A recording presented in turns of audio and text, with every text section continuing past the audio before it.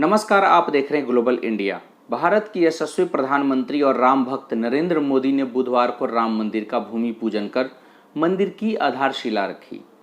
पूजा के बाद उन्होंने अपना संबोधन भी दिया। सियावर रामचंद्र की जय के नारे के साथ उन्होंने अपने संबोधन की शुरुआत की। पूरी दुनिया में आज सियावर रामचंद्र की गूंज सुनाई दे रही है। बता दें कि मोदी 29 साल बाद अयोध्या पहुंचे, जहां सीएम योगी ने उनकी अगवानी की। इस बीच सोशल डिस्टेंसिंग का काफी ख्याल रखा गया। मोदी पहले हनुमानगढ़ी पहुंचे, उसके बाद रामलला के दर्शन करने पहुंचे, जहां उन्होंने भगवान को दंडवत प्रणाम किया। फिर जन्मभूमि परिसर में परिजात नामक पौधा लगाया। उसके बाद भूमि पूजन कार्यक्रम में पहुंचे, जहां उन्होंने चांदी के फावड़े और करनी से राम मंदिर की नींव रखी। सबके राम, सब में राम, जय श्री राम। पहले मेरे साथ प्रभु राम जी को, माता जानकी को जरा याद कर लें, उसके बाद ही मैं अपनी बात को आगे बढ़ाऊंगा। सियावर रामचंद्र की, सियावर रामचंद्र की जय सिया राम, जय सिया राम। आज ये जयघोष सिर्फ सियाराम की नगरी में ही नहीं सुनाई दे रहा, बल्कि इसकी गूंज पूरे विश्व भर में है। सभी देशवासियों को और विश्व भर में फैले करोड़ों करोड़ों भारत भक्तों को, राम भक्तों को आज के इस पवित्र अवसर पर कोटि कोटि बधाई।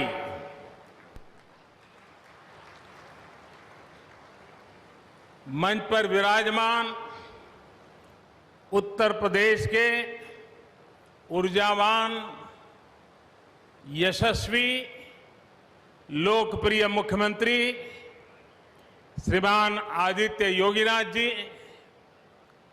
यूपी की गवर्नर बहन आनंदीबेन पटेल जी, परम पूज्य नृत्य गोपाल दास जी महाराज और हम सभी के श्रद्धेय आदरणीय मोहनराव भागवत जी, और यहां पर हिंदुस्तान के कोने कोने से आए हुए सभी संत परंपरा के महान तपस्वी जन, देश के सभी नागरिकों, ये मेरा सौभाग्य है कि श्री राम जन्मभूमि तीर्थ क्षेत्र ट्रस्ट ने मुझे आमंत्रित किया, इस ऐतिहासिक पल का साक्षी बनने का अवसर दिया। मैं इसके लिए हृदयपूर्वक श्री राम जन्मभूमि तीर्थ क्षेत्र ट्रस्ट का आभार व्यक्त करता हूं।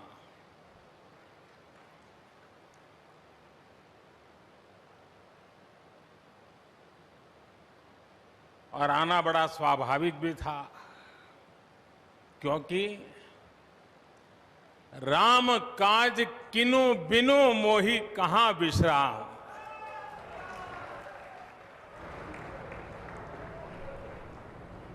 भारत आज भगवान भास्कर के सानिध्य में सरयू के किनारे एक स्वर्णिम अध्याय रच रहा है। कन्याकुमारी से क्षीर भवानी तक, कोटेश्वर से कामाख्या तक, जगन्नाथ से केदारनाथ तक, सोमनाथ से काशी विश्वनाथ तक, समेत शिखर से श्रवण बेलगोला तक, बोध गया से सारनाथ तक, अमृतसर साहब से पटना साहिब तक, अंडमान से अजमेर तक, लक्षद्वीप से लेह तक, आज पूरा भारत राममय है। पूरा देश रोमांचित है। हर मन दीपमय है। आज पूरा भारत भावुक है। सदियों का इंतजार आज समाप्त हो रहा है। करोड़ों लोगों को आज ये विश्वास ही नहीं हो रहा होगा कि वो अपने जीते जी इस पावन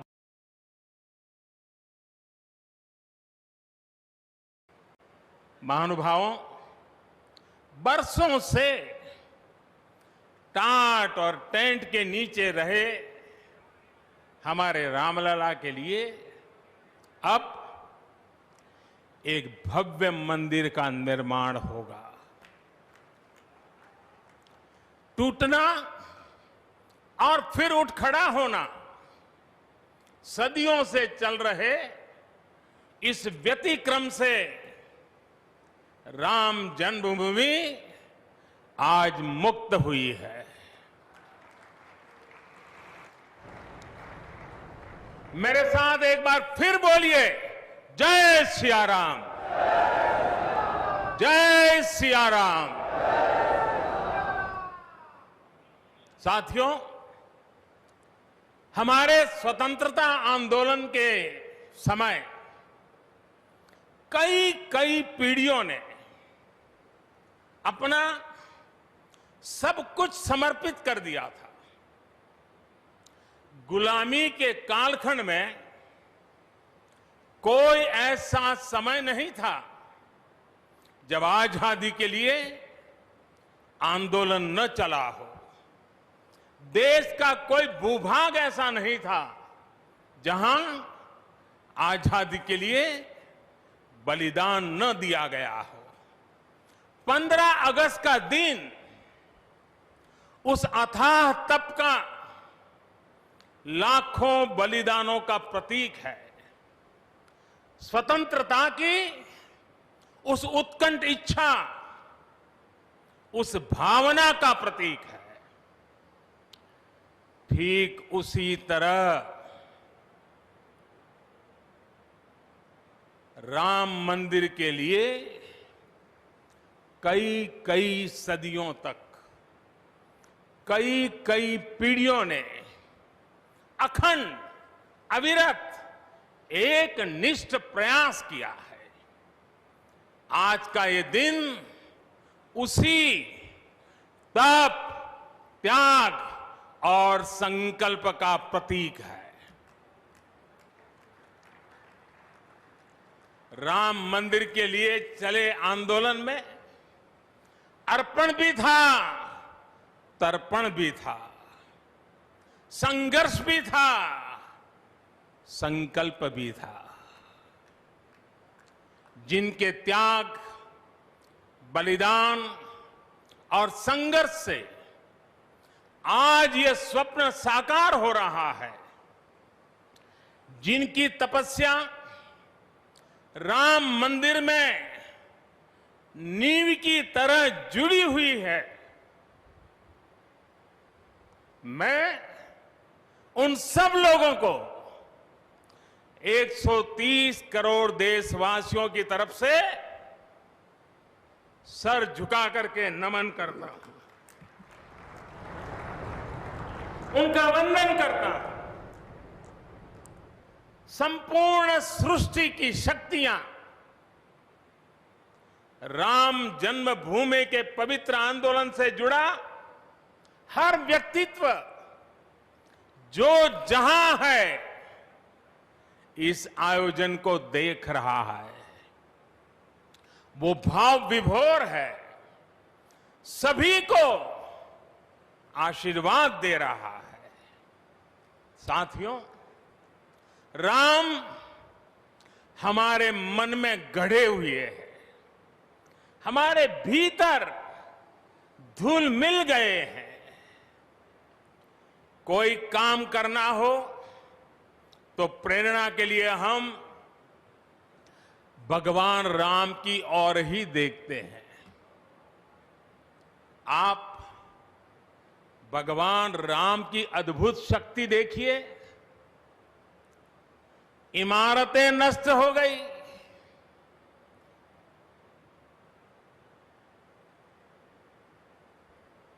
क्या कुछ नहीं हुआ?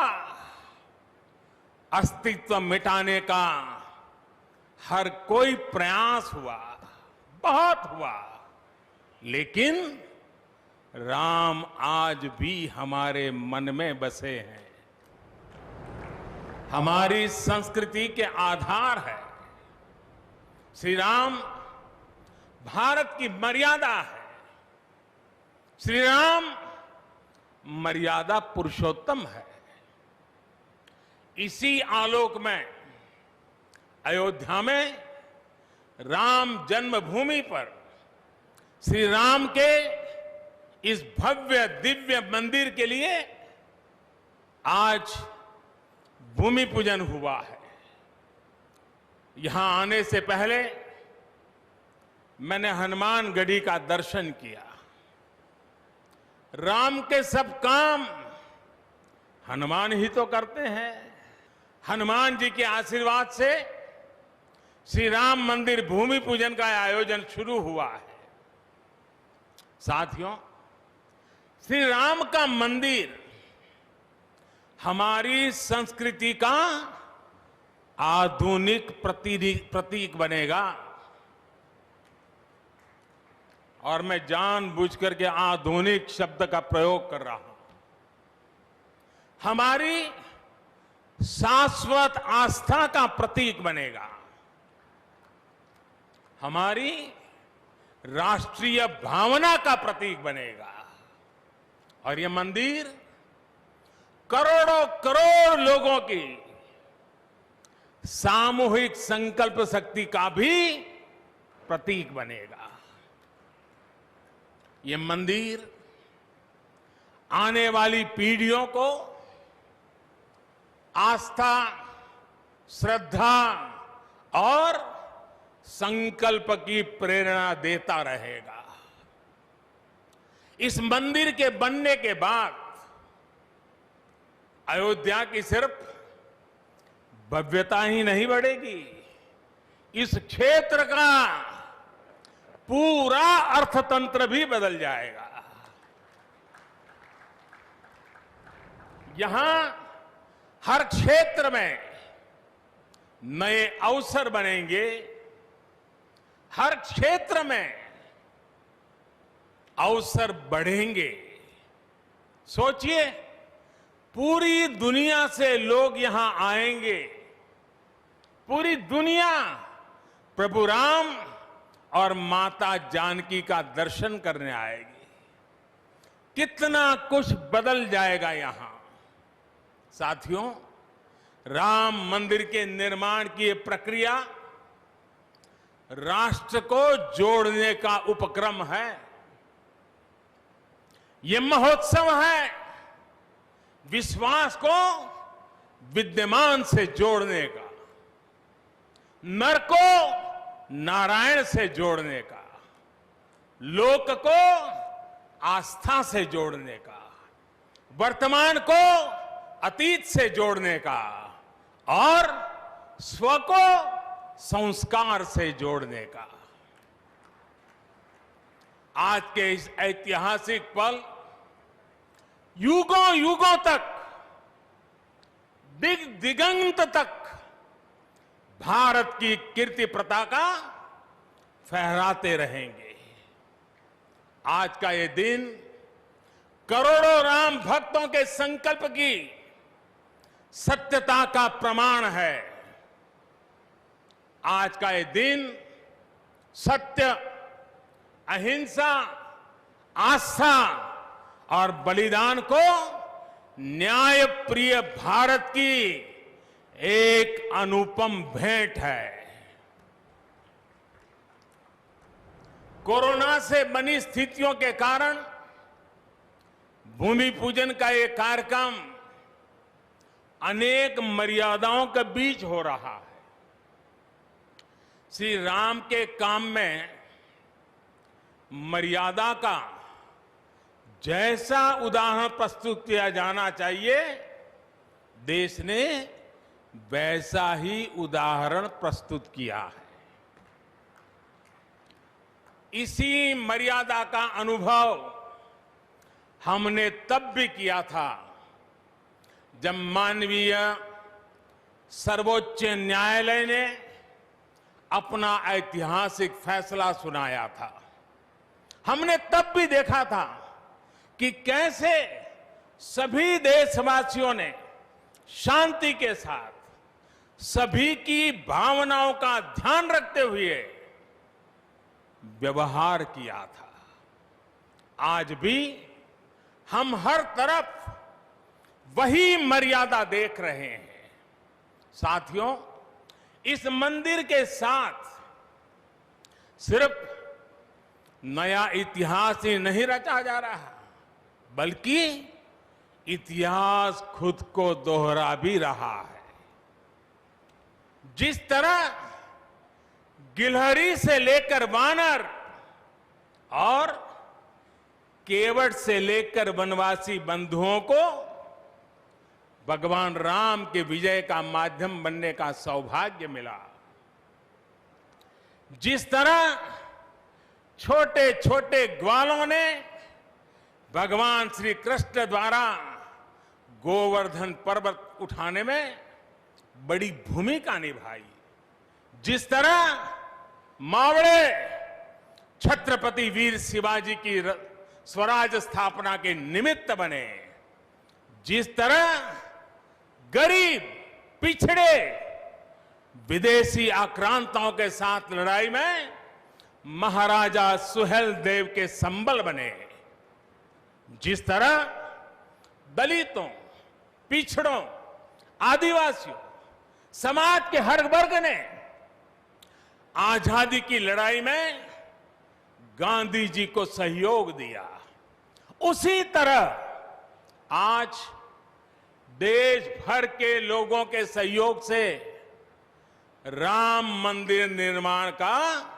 ये पुण्य कार्य प्रारंभ हुआ है।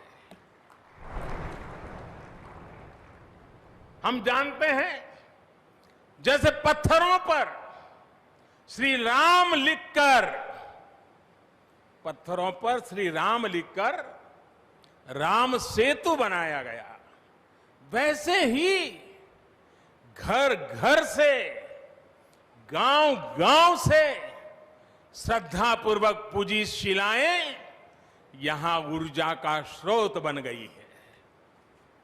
देश भर के धामों और मंदिरों से लाई गई मिट्टी और नदियों का पवित्र जल वहां के लोगों की, वहां की संस्कृति और वहां की भावनाएं आज यहां की एक अमोघ शक्ति बन गई है। वाकई वाकई ये न भूतो न भविष्यति है।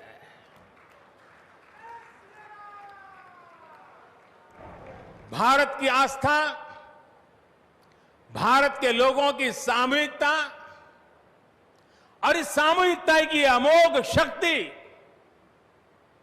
पूरी दुनिया के लिए अध्ययन का विषय है, शोध का विषय है। साथियों, श्री रामचंद्र को तेज में सूर्य के समान, क्षमा में पृथ्वी के तुल्य, बुद्धि में बृहस्पति के सदस्य और यश में इंद्र के समान माना गया है। श्री राम का चरित्र सबसे अधिक जिस केंद्र बिंदु पर घूमता है वो है सत्य पर अड़िग रहना। इसलिए ही श्री राम संपूर्ण है, इसलिए ही वो हजारों वर्षों से भारत के लिए प्रकाश स्तंभ बने हुए हैं। श्री राम ने सामाजिक समरसता को अपने शासन की आधारशिला बनाया था। उन्होंने गुरु वशिष्ठ से ज्ञान, केवट से प्रेम, सबरी से मातृत्व, हनुमान जी एवं वनवासी बंधुओं से सहयोग और प्रजा से विश्वास प्राप्त किया। यहां तक कि एक गिलहरी की महत्ता को भी उन्होंने सहर्ष स्वीकार किया। उनका अद्भुत व्यक्तित्व, उनकी वीरता, उनकी उदारता, उनकी सत्यनिष्ठा, उनकी निर्भीकता, उनका धैर्य, उनकी दृढ़ता, उनकी दार्शनिक दृष्टि युगों युगों तक प्रेरित करते रहेंगे। राम प्रजा से एक समान प्रेम करते हैं, लेकिन गरीबों और दीन दुखियों पर उनकी विशेष कृपा रहती है। और इसीलिए तो माता सीता राम जी के लिए कहती हैं, दीन दयाल बिरिदु संभारी, यानी जो दीन है, जो दुखी हैं, उनकी बिगड़ी बनाने वाले श्री राम है। साथियों, जीवन का ऐसा कोई पहलू नहीं है जहां हमारे राम प्रेरणा न देते हो। भारत की ऐसी कोई भावना नहीं है जिसमें प्रभु राम झलकते न हो। भारत की आस्था में राम है, भारत के आदर्शों में राम है, भारत की दिव्यता में राम है, भारत के दर्शन में राम है। हजारों साल पहले वाल्मीकि रामायण, जो राम प्राचीन भारत का प्रदर्शन कर रहे थे, जो राम मध्य युग में तुलसी, कबीर और नानक के जरिए भारत को बल दे रहे थे, वही राम आजादी की लड़ाई के समय बापू के भजनों में अहिंसा और सत्याग्रह के शक्ति बनकर मौजूद थे। तुलसी के राम सगुण राम है, तो नानक और कबीर के राम निर्गुण राम है। भगवान बुद्ध भी राम से जुड़े हैं, तो सदियों से ये अयोध्या नगरी जैन धर्म की आस्था का भी केंद्र रहा है। राम की यही सर्वव्यापकता भारत की विविधता में एकता का जीवन चरित्र है। तमिल में कंब रामायण, तो तेलुगु में रघुनाथ और रंगनाथ रामायण है। उड़िया में रुईपात कातेड़पदी रामायण है, तो कन्नड़ा में कुमुदेंदु रामायण है। आप कश्मीर जाएंगे तो आपको रामावतार चरित मिलेगा, मलयालम में रामचरितम मिलेगी, बांग्ला में कृतिवास रामायण है, तो गुरु गोविंद सिंह जी ने तो खुद गोविंद रामायण लिखी है। अलग अलग रामायणों में अलग अलग जगहों पर राम भिन्न भिन्न रूपों में मिलेंगे, लेकिन राम सब जगह हैं, राम सबके हैं। इसलिए राम भारत की अनेकता में एक तरह के सूत्र है। साथियों, दुनिया में कितने ही देश राम के नाम का वंदन करते हैं, वहां के नागरिक खुद को श्री राम से जुड़ा हुआ मानते हैं। विश्व की सर्वाधिक मुस्लिम जनसंख्या जिस देश में है वो है इंडोनेशिया।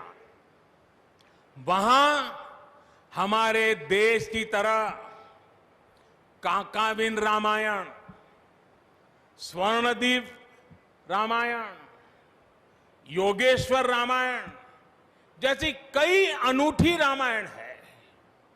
राम आज भी वहां पूजनीय है।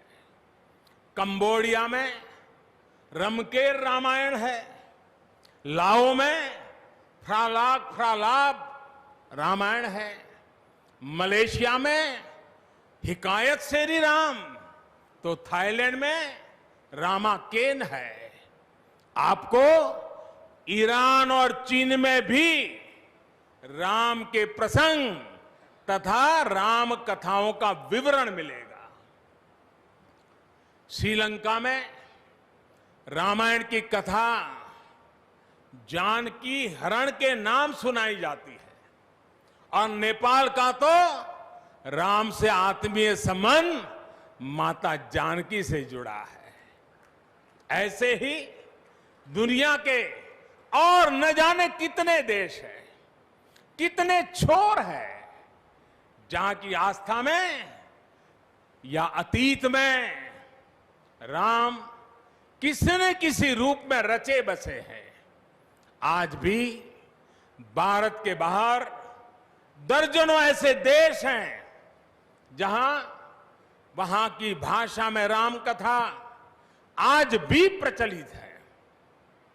मुझे विश्वास है कि आज इन देशों में भी करोड़ों लोगों को राम मंदिर के निर्माण का काम शुरू होने से बहुत सुखद अनुभूति हो रही होगी। आखिरकार राम सबके हैं, राम सब में है। साथियों, मुझे विश्वास है कि श्री राम के नाम की तरह ही अयोध्या में बनने वाला भव्य राम मंदिर भारतीय संस्कृति की समृद्ध विरासत का द्योतक होगा। मुझे विश्वास है कि यहां निर्मित होने वाला राम मंदिर अनंत काल तक पूरी मानवता को प्रेरणा देगा। इसलिए हमें यह भी सुनिश्चित करना है कि भगवान श्री राम का संदेश, राम मंदिर का संदेश, हमारी हजारों सालों की परंपरा का संदेश कैसे पूरे विश्व तक निरंतर पहुंचे, कैसे हमारे ज्ञान, हमारी जीवन दृष्टि से विश्व परिचित हो, ये हमारी वर्तमान और हमारी भावी पीढ़ियों की विशेष जिम्मेदारी है। इसी को समझते हुए आज देश में भगवान राम के चरण जहां जहां पड़े वहां राम सर्किट का निर्माण किया जा रहा है। अयोध्या तो भगवान राम की अपनी नगरी है। अयोध्या की महिमा तो खुद प्रभु श्री राम ने कही है, जन्मभूमि मम पुरी सुहावनी। यहां राम कह रहे हैं, मेरी जन्मभूमि अयोध्या अलौकिक शोभा की नगरी है। मुझे खुशी की आज प्रभु राम की जन्मभूमि की भव्यता, दिव्यता बढ़ाने के लिए कई ऐतिहासिक काम हो रहे हैं।